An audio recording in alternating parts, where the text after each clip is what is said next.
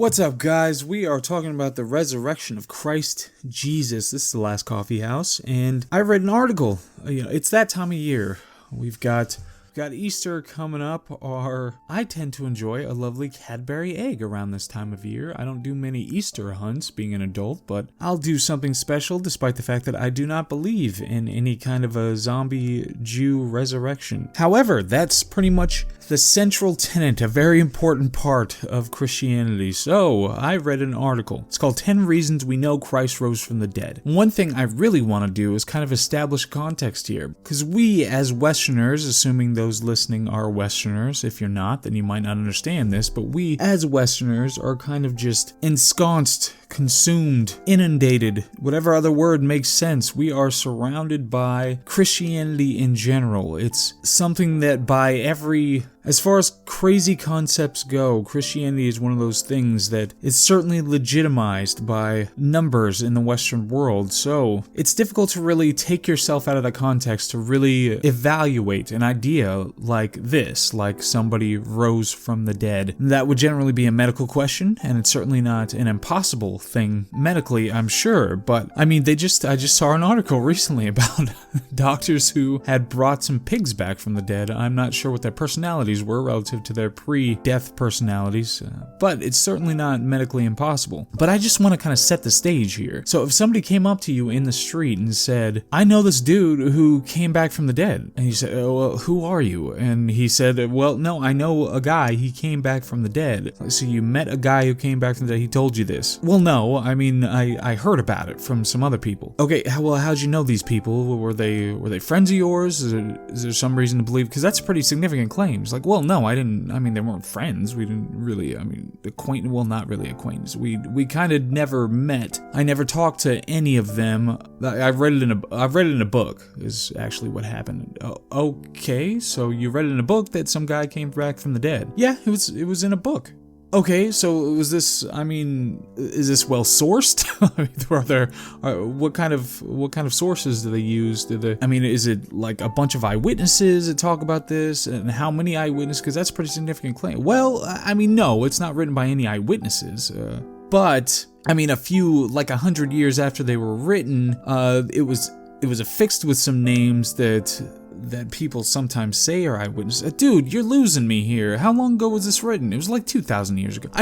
Any kind of a concept of evidentiary standards to determine whether something happened. And there's no way on earth you would accept that explanation from some random guy who comes up in the street, and you get to talk to this guy directly. So, this particular person, the writer of this article, is saying that not just 10 reasons we can think, or 10 reasons that we can, based on statistical analysis or probability, we can determine that it's more likely than not that Christ rose from the dead. But this one to say 10 reasons we know Christ rose from the dead. That's craziness. The article starts out, the Canadian psychologist Jordan Peterson, famous on YouTube, speaks of psychological and symbolic ways he appreciates the resurrection as a great freeing principle, but he says the question of the actual rising of Jesus from the dead is murky and complicated. What a punt that is, Jordan Peterson. That's absolute nonsense. Of course it's not murky and complicated. There is nowhere near 0.0001% of the required evidence for establishing something as ridiculous as this. It's not even close. It's not murky and complicated. It's nonsense. The particular writer of this article says he's wrong as well, but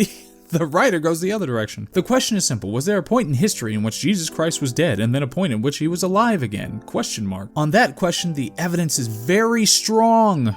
Very strong, the writer says. Yes, Jesus literally rose from the dead. I can't even fathom that an adult human being is willing to levy these propositions in these ways. I can't believe it. I can't believe how dishonest somebody has to be to try to make representations like this. Children could be reading this and saying that, oh, well, it's very strong. I guess my evidentiary standards are just, there's a thing that suggests that maybe an incredibly unlikely event happened from 2,000 years ago in a bunch of papers I can't verify and have no sources, and it's not even from eyewitnesses who are saying these things. So therefore, I can accept that. That's sufficient evidence. Oh my God, so let's see what these 10 are, because maybe I'm just completely wrong, and these are so well reasoned and argued, the evidence is so strong that I should just turn into a Christian right here and now. Just in time for Easter, I'll be reborn as a Christian. Holy mother. So the argument from Christ's weakness. This is the argument. Number one, argument from Christ's weakness. Christ is portrayed as weak in the Gospels, therefore resurrection. What on earth are you talking about? So the argument here is that because he was portrayed as weak, this isn't something that you would do. Like, as your protagonist isn't going to be weak, so therefore the resurrection must have happened. How much of an incredibly gigantic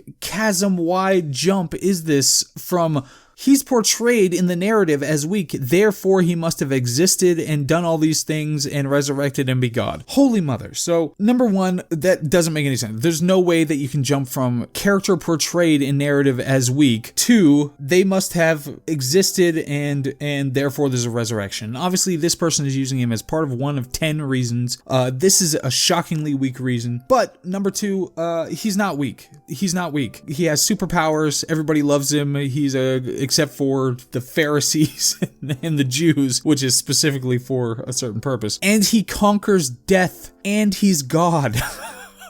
If that's weak, I mean, it'd be one thing if it's like a homeless person who just gets his ass kicked repeatedly and thrown in jail, and that's the end of his story, never accomplishes anything. This is somebody who goes and brings people back from the dead, engages in miracles, and is literally God. I mean, obviously, depending on there are all sorts of Christologies that you get from the different Gospels, so you can't necessarily say that each of the Gospels think that Jesus is God, or when he became divine. Some think it was at his baptism, some at his birth, some that he always was, looking at you, John. So it's murky on that front, but Jesus is portrayed as the heroic protagonist who has to suffer to save people from their sins. That's not weakness. Oh my gosh, it's the whole point. And just along those lines, the story is about, the narrative is specifically about taking the prophetic sayings, the allegedly prophetic sayings in the Old Testament from the Psalms and Isaiah and others, and using those and saying that, okay, those were the things that the Messiah was supposed to be. That's for Jews, don't buy it. They say that no, he's supposed to be a conquering hero. But for Christians, they took those things, said they're prophetic, and we'll go into those in detail, and said they're prophetic, and therefore he's supposed to be weak. That's the point. He's supposed to suffer. He's supposed to be crucified. He's supposed to be the sacrificial lamb who goes to the slaughter on behalf of the human beings. That's the point. So I've even got a list here. So the Hebrew Bible specifically prophesied that he's supposed to conquer death. In the Psalms, it talks about him being humbled, him being the perfect sacrifice, him being the sacrificial lamb, that his parables will fall on deaf ears, specifically it gets a little dicey whether the Jews or Gentiles are accepting his preachings, but specifically Jews are the ones who reject him, and that's theological. That's the whole point. The Jews choose the wrong one, like when they're talking about Jesus Barabbas, when they're choosing which one, the murderer or let Jesus go.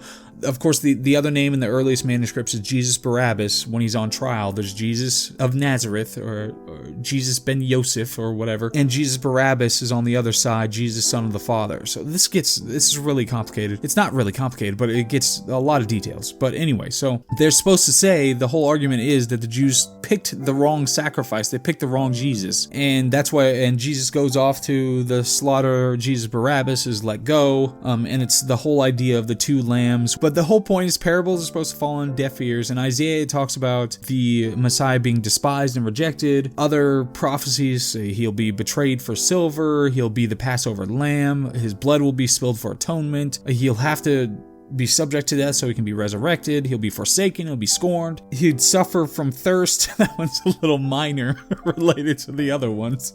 That one's pretty minor, but everyone will abandon the Messiah, and that he will conquer death, meaning he has to die. So he'll have to die to be able to conquer the death. So the whole point, that's the whole point. It's all structured around that. So that doesn't help in any way to show that there was a historical resurrection. Just because it's not an action movie where he's like John McClane shooting up all his enemies, doesn't mean that he's weak. He specifically wins, and he's specifically structured narratively based on the prophecies to be this particular person. So it's an absolute nonsense argument to make this argument that he's portrayed as weak, therefore they wouldn't portray him as weak. No, they specifically would, and that's the whole point. Number two is the argument from the apostles' weakness.